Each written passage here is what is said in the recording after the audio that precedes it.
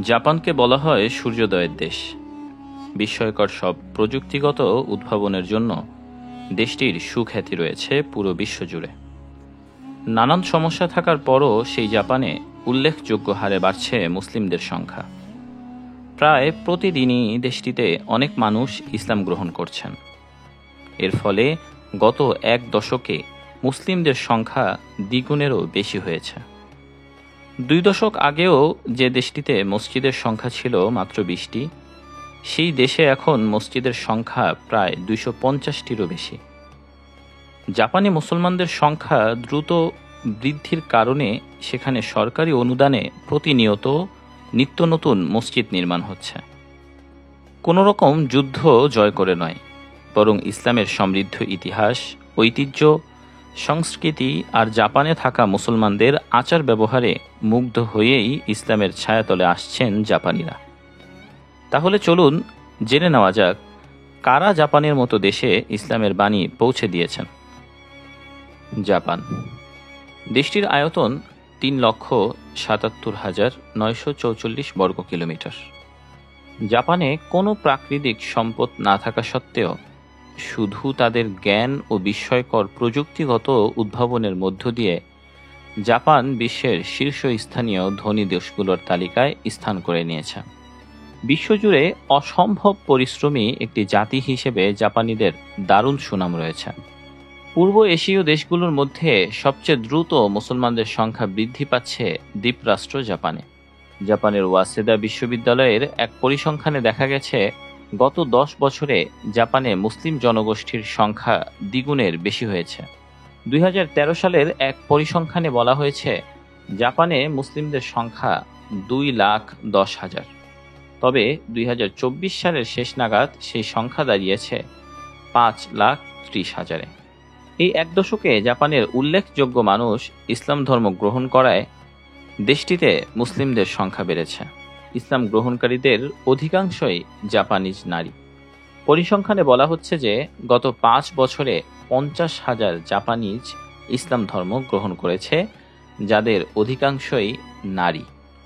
জাপানে ইসলামের আগমনের ইতিহাস খুব বেশি পুরনো নয়।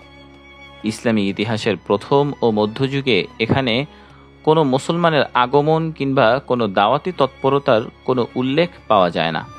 যতটুকু জানা যায়, 1890 সালের দিকে অটোমান সুলতান আব্দুল হামিদ জাপানে ইসলাম প্রচারের উদ্দেশ্যে সর্বপ্রথম নৌপথে একটি প্রতিনিধি দল জাপানে পাঠান। এই প্রতিনিধি দলটির মূল উদ্দেশ্য ছিল জাপানে ইসলামের দাওয়াতের সম্ভাবনা সম্পর্কে সমীক্ষা চালানো। সুলতানের পাঠানো প্রতিনিধির দলটি জাপানে খুব ভালো প্রভাব সৃষ্টি করে। মূলত তারাই এ অঞ্চলে ইসলামের বীজ বপন করে যান। তাছাড়া তুর্কিস্তানে বলশেভিক বিপ্লবের সময় রাশিয়ানদের নির্যাতনে অসহ্য হয়ে উজবেকিস্তান, তাজিকিস্তান, কাজাকিস্তান ও কিরগিজস্তান থেকে বহু সংখ্যক মুসলমান পৃথিবীর বিভিন্ন দেশে ছড়িয়ে পড়ে। তাদের মধ্যে থেকে কিছু লোক জাপানেও পৌঁছায়। সোভিয়েত আমলে রাশিয়ার নির্যাতিত মুসলিমরা জাপানে রাজনৈতিক আশ্রয় লাভ করে। পরবর্তীতে এসব মুসলিমরা জাপানে স্থায়ীভাবে বসবাস শুরু করে এবং তাদের প্রচেষ্টায় বহু জাপানিজ অধিবাসী ইসলাম ধর্ম গ্রহণ করে। 80-র দশকে বাংলাদেশ, ইরান, পাকিস্তান থেকে কাজের সন্ধানে বহু মুসলমান জাপানে পাড়ি জমালেও সেখানেও মুসলিম সংখ্যাগরিষ্ঠ সংখ্যা বৃদ্ধি পায়। তবে শুধু বিদেশি মুসলিম নয়, বিভিন্ন দেশ থেকে যাওয়া মুসলিমদের আচার ব্যবহার এবং ইসলামের ইতিহাস জানার পর তাতে মুগ্ধ হয়ে জাপানিরা ইসলাম ধর্ম গ্রহণ করতে শুরু করে। এছাড়াও আনুমানিক 14দশ শতাব্দীতে বিভিন্ন আরব দেশ এবং চীনের মুসলিম ব্যবসায়ীদের আগমনের মাধ্যমে জাপানে ইসলাম প্রচারের প্রমাণ পাওয়া গেছে। এভাবেই জাপানে প্রথম মুসলিম কে ছিলেন তা নিয়ে আজও বিতর্ক রয়েছে। 2001 সালে পুরো জাপানে মসজিদের সংখ্যা ছিল মাত্র 24টি।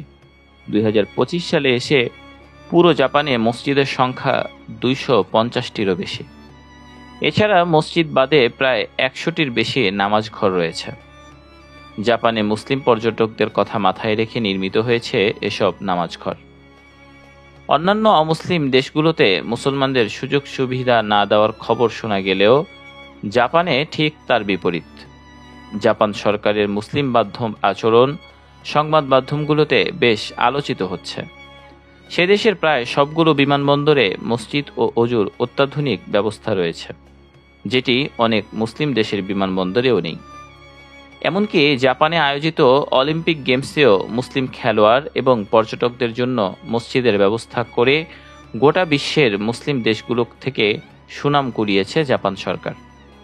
এছাড়া জাপানে মুসলমানদের সংখ্যা বৃদ্ধি এবং মুসলিম পর্যটকদের সংখ্যাও বৃদ্ধি পাওয়ায় বাড়ছে হালাল হোটেল রেস্টুরেন্টের সংখ্যা।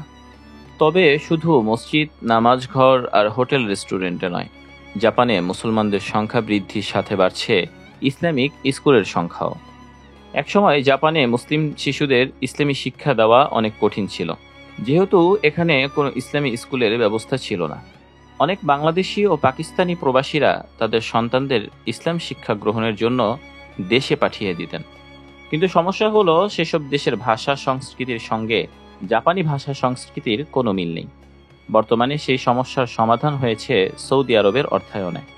সেখানে কিছু ইসলামিক স্কুল গড়ে উঠেছে, ফলে জাপানের মুসলিম শিশুরা এখন নিজেদের ভাষায় ইসলাম শেখার সুযোগ পাচ্ছে। তবে এই মুহূর্তে জাপানে মসজিদ কিংবা সরকারের কোনো চাপ না থাকলেও জাপানে থাকা মুসলমানদের মাঝে নতুন উদ্বেগ দেখা দিয়েছে। সেখানে বেড়েছে কবরস্থানের সংকট। জাপানিদের ৯৯% মৃতদেহ দাহ করা হয়, যে কারণে স্থানীয়রা কবর দেওয়ার জন্য জায়গা দিতে চান না। জাপানের সঙ্গে বাংলাদেশের বন্ধুত্ব দীর্ঘদিনের। জাপানের প্রয়াত সম্রাট হিরোহিতো বলেছিলেন, যতদিন জাপান থাকবে ততদিন বাংলাদেশিরা খাদ্য অভাবে, অর্থকষ্টে মরবে না। জাপান হবে বাঙালির চিরকালের নিঃস্বার্থ বন্ধু। মূলত দ্বিতীয় বিশ্বযুদ্ধের সময় বাংলাদেশের এক বিচারপতি জাপানের পক্ষে রায় দেয়, যার ফলে জাপান দ্বিতীয় বিশ্বযুদ্ধে বড় অঙ্কের ক্ষতিপূরণ থেকে বেঁচে যায়। সেই ক্ষতিপূরণ যদি দিতে হতো, তাহলে দ্বিতীয় বিশ্বযুদ্ধের পর জাপান অর্থনৈতিকভাবে ঘুরে দাঁড়াতে পারত না। বাংলাদেশ ও জাপানের সম্পর্ক এতটাই গভীর এবং বিশ্বাসযোগ্য যে বাংলাদেশের দুটি গুরুত্বপূর্ণ এবং সংবেদনশীল প্রকল্প, আন্তর্জাতিক বিমান এবং আন্তর্জাতিক জলপথ, জাপানের মাধ্যমে নির্মিত হয়েছে। জাপান কর্তৃক বাংলাদেশের প্রথম গভীর সমুদ্র বন্দর নির্মাণ, মাতারবাড়ি এবং ঢাকা আন্তর্জাতিক বিমানবন্দর আধুনিকীকরণ এবং তৃতীয় টার্মিনাল নির্মাণ জাপানের পরামর্শ এবং আর্থিক সহায়তায় বাস্তবায়িত হবে।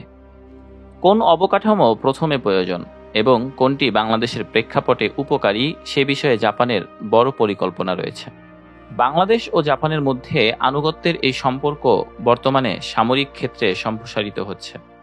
এশিয়া প্রশান্ত মহাসাগরীয় অঞ্চলের নিরাপত্তা এবং এর ভবিষ্যতের জন্য জাপান এবং বাংলাদেশের নিজস্ব পরিকল্পনা রয়েছে। তো বন্ধুরা, আজ এ পর্যন্তই।